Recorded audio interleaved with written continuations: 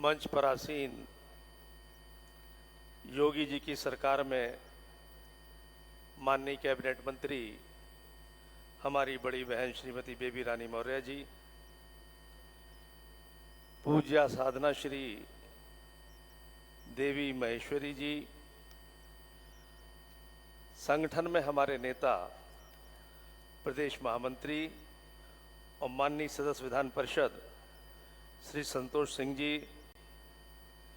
इस सभी पूरे कार्यक्रम के जनक आदरणीय श्री आशीष भैया जी,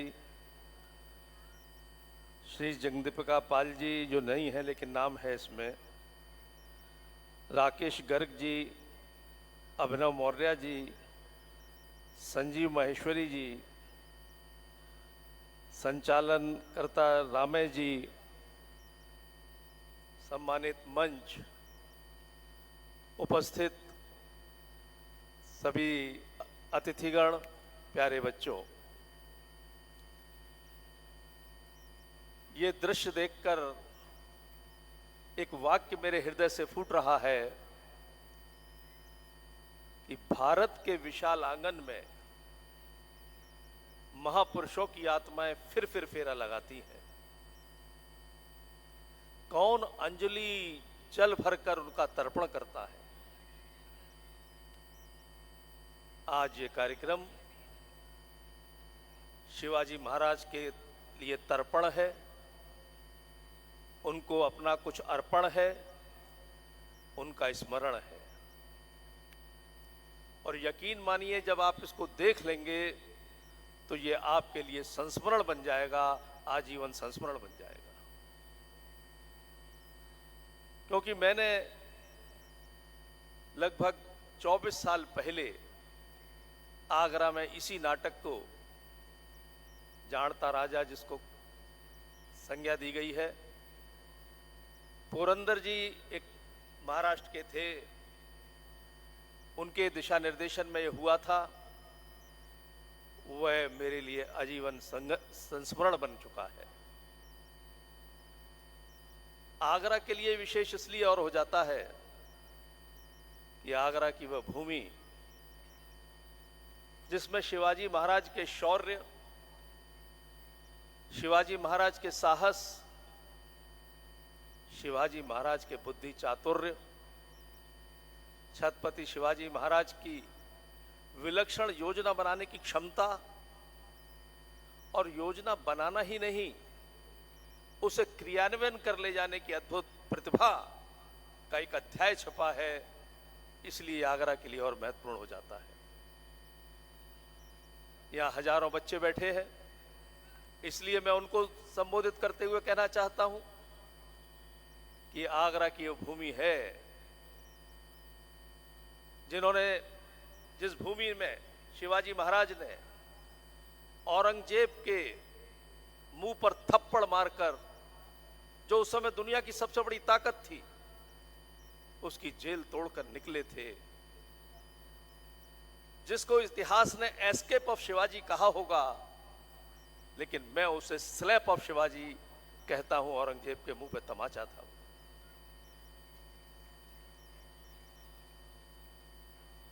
आप सोचिए जरा कि उस समय दुनिया की सबसे बड़ी ताकत थी औरंगजेब, उसके कैद में थे शिवाजी महाराज, और योजना बनी, योजना बनाई, निकले, एक बूंद खून गिरे बिना अपने मुकाम पर रायगढ़ वापस चले जाते हैं। कैसा विलक्षण इतिहास का ये पन्ना है, लेकिन अफसोस आगरा ने इसको भुला दिया था। मैंने एक बार कृष्ण गोपाल जी भाई साहब से चर्चा कर रहा था कि आगरा मुगलों से पहले भी था और आगरा मुगलों के बाद भी है। मुगलों के समय भी आगरा में कुछ ऐसे इतिहास के पन्ने हैं जो हमें शौर्य सिखाते हैं, हमें संस्कार देते हैं, हमारे अंदर ऊर्जा भर सकते हैं, लेकिन उनके कहीं स्मारक नहीं है। उन्होंने मुझसे पूछा कि तुम शिवाजी महाराज के, जब मैंने शिवाजी महाराज का जिक्र किया उसमें से एक, तो बोले क्या जानते हो? तो जो हमने सुना था कि लाल किले में शिवाजी महाराज को कैद किया गया था और वहां से वो निकले थे,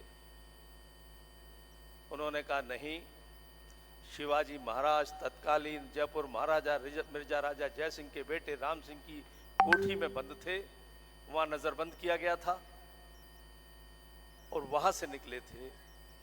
अगर स्मारक का तुम्हारे दिल में विचार पैदा हुआ है तो पहले उस कोठी को ढूंढो। मैंने कहा भी भाई साहब 350 साल 400 साल पुरानी कोठी कहां ढूंढेंगे? तो बोले यही तो काम है। जुटे उस काम में,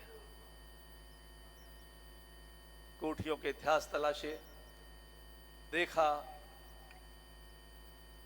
इस बीच में उन्होंने, यहां पे मौजूद नहीं है, आजकल गुड़गांव में है, डॉक्टर सुगम आनंद इतिहासकार हैं, उनको भी जुटाया। जयपुर गए, राम सिंह जी की कौन कौन सी संपत्तियां थी उनको खंगाला। मालूम पड़ा कि कोठी मीना बाजार की वो जगह है जहां शिवाजी महाराज कैद किए गए थे। वो कोठी राम सिंह जी की थी। उसको संकल्प लिया कि हम स्मारक बनाएंगे। योगी जी से बात हुई, गोपाल जी ने भी योगी जी को कहा, और आपको ये जानकर खुशी होगी कि कुछ माह पूर्व उस कोठी को एक्वायर करने के लिए योगी जी ने अनुमति दे दी है और प्रक्रिया शुरू हो गई है। अब शिवाजी महाराज का ऐसा स्मारक बनेगा वहां पर कि ताजमहल देखने से पहले आगरा में यदि कोई आएगा तो शिवाजी महाराज के शौर्य के इतिहास को देखेगा, उनके विलक्षण प्रतिभा के इतिहास को देखेगा, उस पन्ने को देखेगा, प्रेरणा लेगा। आज उनका इस चरित्र के कई जो पहलू हैं जो हमें ऊर्जा दे सकते हैं, उनका मंचन यहां पर होगा। एक कहानी जो हम सुनते आए, मेरे गले नहीं उतरती कभी, कि मिर्जा राजा जय सिंह और शिवाजी महाराज में संधि हुई। शिवाजी महाराज ने झुककर संधि की और यहां आए, यहां अपमानित हुए। शिवाजी महाराज का जो चरित्र है, इतिहास को जो हम पढ़ते हैं, युक्ति से काम करते थे। उन्होंने तय किया होगा मिर्जा राजा जय सिंह से, निश्चित मैं मानता हूं, और इतिहासकार यदि इसको शोध करें तो निकल करके भी आना चाहिए।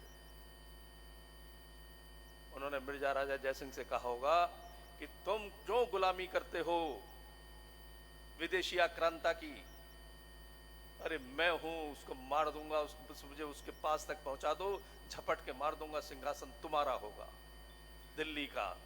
हिंदू पदपातशाही स्थापित होगी भारत के अंदर, जो भारत की मातृभूमि है, हिंदू पदपातशाही स्थापित होगी।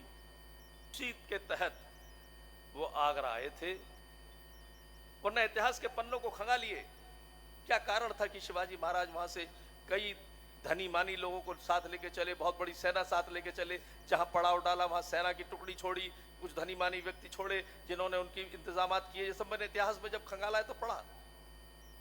यहां भी सेवला के पास जो अंतिम पड़ाव था, वहां भी सेना छोड़ी थी, एक धनी मानी व्यक्ति छोड़ा था, क्योंकि जब ये घटना होगी, विद्रोह होगा मुगलों का, तो उसको संभालने के लिए हर जगह सेना भी होगी और सेना को पीछे से मदद करने वाले धनी मानी लोग भी होंगे, वरना इसका कोई कारण समझ में नहीं आ रहा था।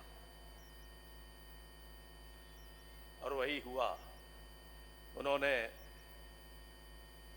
एक इतिहास रच दिया, क्योंकि औरंगजेब भी बहुत धूर्त था। वो समझ रहा होगा कहीं ना कहीं उसने मिर्जा राजा जय सिंह को भेज दिया और उनको अपमानित किया। लेकिन आज जहां वो अपमानित किया गया था, प्रयास हुआ था, आज वहीं शिवाजी महाराज के हर साल आप देखते हैं कि जयकारे के नारे बोलते एक नाटक होता है वहां पर। आज बच्चों, आप ये महसूस करेंगे कि शिवाजी महाराज क्या थे। मैं इस विवाद में नहीं पढ़ना चाहता कि अकबर महान था या नहीं था, लेकिन यह हमको क्यों नहीं पढ़ाया गया कि अकबर जैसी विश्व की सबसे बड़ी ताकत को चुनौती देने वाला, औरंगजेब की जैसी ताकत को चुनौती देने वाला मेरा राणा भी महान था, मेरा शिवा भी महान था, ये हमको क्यों नहीं पढ़ाया गया था।